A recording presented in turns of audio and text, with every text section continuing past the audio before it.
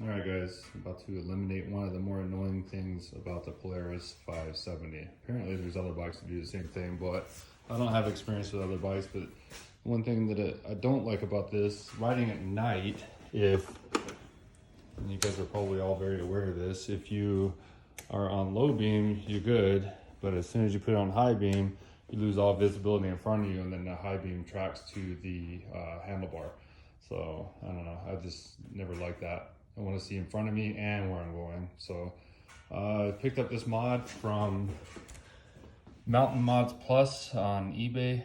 Super simple, and it basically just requires that you take this guy off and you track the loom that has the high beam, low beam signal or wire. 3 screws hold this guy on, so I will get started and show you where we're at.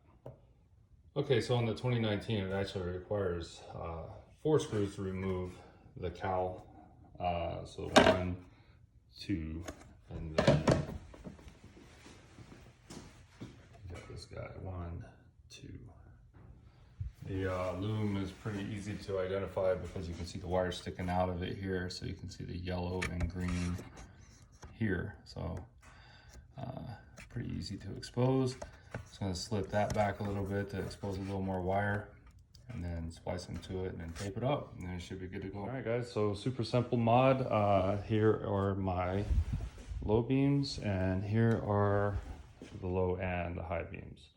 Not quite sure why this doesn't come from the factory. I'm sure they have valid reasons for wiring it the way that they do, but super simple mod. Paid $12.99 to Mountain Mods Plus on eBay.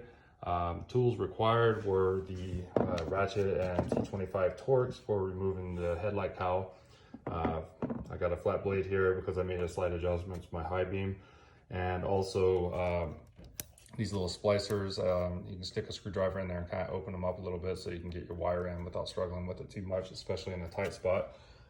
This guy to cut my loom back, channel locks, because there is a blade. I don't know if you've worked with these before, but there's a little blade that you pinch down and it cuts the insulation between the 2 wires and completes the circuit, or connects the 2 wires so the electricity travels through that metal blade. It's really hard to do with your fingers, so a little pair of pliers or channel locks get in there and makes it super simple. If you haven't used these before, these are just automotive splicers. It's important that this shield is in place. If you break this and it's not there, you definitely need to go buy a new one, because 2 things. 1, it holds everything together, and 2, it insulates that metal blade that has current running through it now.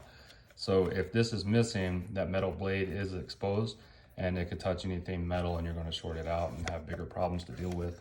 Also, it's kind of another tip. You want to make sure that the exposed wire there at the end of that isn't sticking out the other side, because it could also short out. So you want to make sure that's kind of recessed in there a little bit and protected.